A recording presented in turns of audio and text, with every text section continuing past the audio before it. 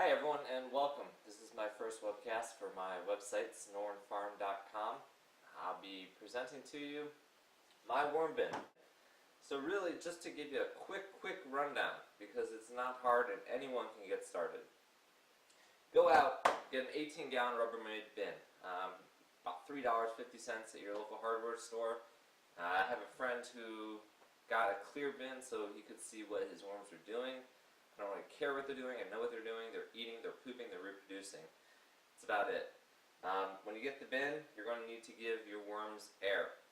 Take a 16th-inch drill bit and drill holes along the sides, in the middle, and do it all around. You also want to put a couple holes on top. Make the holes, again, I said 16th inch. Some of the holes on top, though, you can make them larger. Don't make them large enough that the worms themselves will crawl out, though. Other things to consider when you're getting a bin. Red wigglers are the worms for which you'll be using, as opposed to earthworms or mealworms or anything else. Red wigglers are surface worms, and that as much surface area as possible is what they prefer. So a wide bin is better than, give me a second, then compared to a tall bin that's not as short. You really need to provide them as much surface area as possible. So when you do that, you will then start out a fresh bin with maybe about 3 inches of finely shredded newspaper at the bottom as a bedding for them.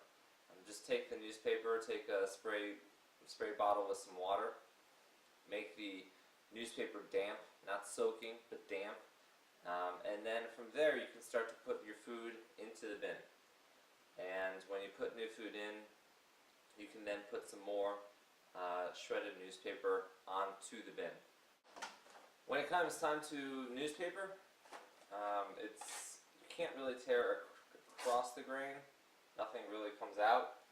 So what you must do is you must tear with the grain and tear fine, small, thin strips. Length doesn't matter, but the thinner the better, because you don't want really soggy, you just want very light, fluffy strips to be putting in there. Just like so. So when you add new food, you're going to be putting and covering the food with this.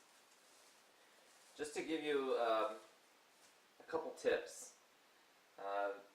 Worms eat the bacteria, so as the food is breaking down, the worms are going to be eating the bacteria. They obviously can't take a bite out of an apple, but they can take a bite out of the bacteria that grows on the apple when the apple is decomposing.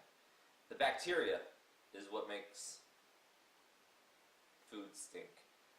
But because the worms are so ferocious in their eating of this bacteria, they really attack the bacteria prior to the food actually giving off a smell.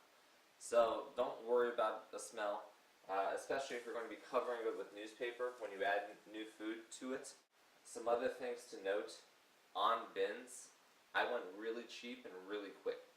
There are bins though that offer things like this, a spout. A spout is nice to have. You are going to be collecting casting tea, which is essentially all of the liquids that is left over from all the moisture that's found within apples and banana peels and celery. All that stuff is just filled with lots of water, but when it mixes in, it becomes a real black tea, and you want to collect that, dilute that with water. Some people even add peat moss into it and use that as a planting mix, but it's all valuable stuff. I simply collect my castings, I take them to my garden, and I work it in with the mulch, and then I use it as a top layer of mulch around my plants to help retain moisture, at the same time provide nutrients to the plants. So it all works out really well. That's what we're dealing with.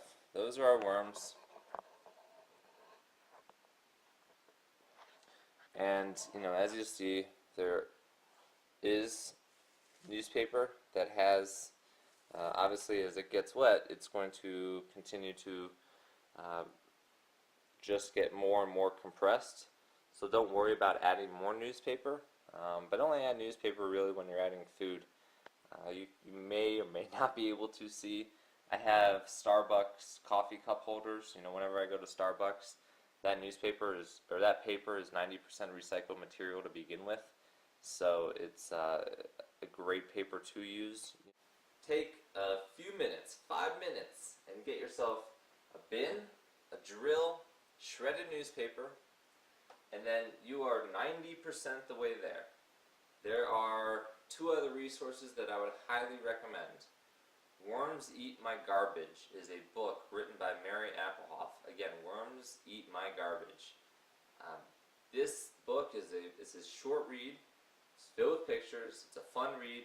It gives you a little bit better background on the red wigglers, the worms that are going to be your workhorse, but also tells you other techniques on collecting castings, building bins, really everything one would want to know, even harvesting new worms so that you can give those on to your friends so that they can start their own worm bin. And the other reference for which I will make note is Uncle Jim's Worms. UncleJims.com is the website. Uncle Jim sells red wigglers out of Pennsylvania. I live here in Arizona. 2,000 worms is what I ordered. Cost $40, free shipping. 2,000 worms will take care of an 18-gallon bin.